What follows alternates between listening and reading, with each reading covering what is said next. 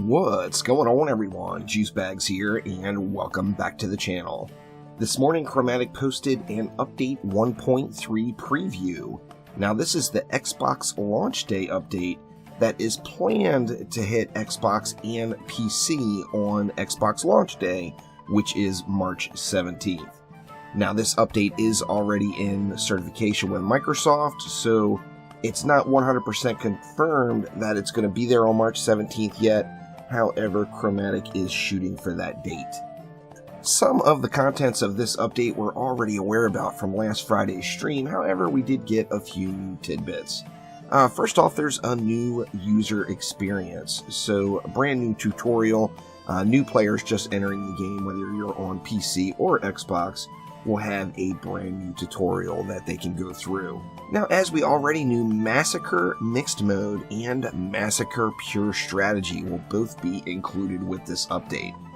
Massacre Mixed Mode just itself is going to be the next tier up for current and game grinders, so there is going to be something fresh there for people to do on March 17th. Now, the nameplates and damage numbers that scroll up off of the enemies have been reworked. There is a GIF of it on the blog post, however, I couldn't blow it up and make it look decent in this video. However, there will be a link to the full blog post down in the description below, so you can head on over and check those new animations out as they will be coming into the game. Now, one of the optimization improvements that is upcoming is the enemy amounts are being changed. The number of trash mobs, so the little goblins and the easier vanilla enemies, is going to be reduced to help improve performance. Now, this is really a welcome change in my opinion. I don't know how many times you all have heard me talk about different maps being a complete meat grinder, just sitting there waiting for all the little goblins to die off that come out just hundreds and hundreds and hundreds. To compensate for the lack of more trash mobs, all of the enemies will have a slight increase in strength, and this will provide a slightly more challenge as far as the individual mob goes, but you won't have such a large pack to aim for. I personally am very, very anxious to see what the number counts are on Alchemical Labs and like Tornado Highlands, particularly as those maps just are quite the meat grinders and take forever to run, with just hundreds and hundreds and hundreds of goblins rolling out every single wave.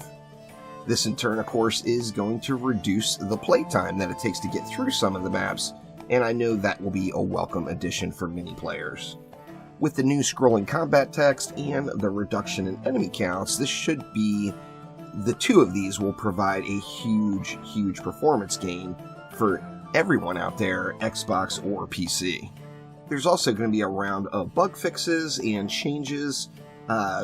Placing DSTs on top of the doors in Glitterhelm was specifically called out in the blog post, so there will be some changes to where you can place your towers throughout the maps.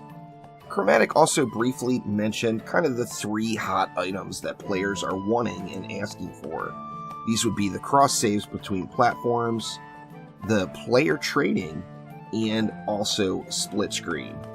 Now, they do say that the cross save feature is in its completed stages, but does require a separate Microsoft certification process before it can roll out. So we're not going to have the cross save feature right at Xbox launch, but it should be available shortly after.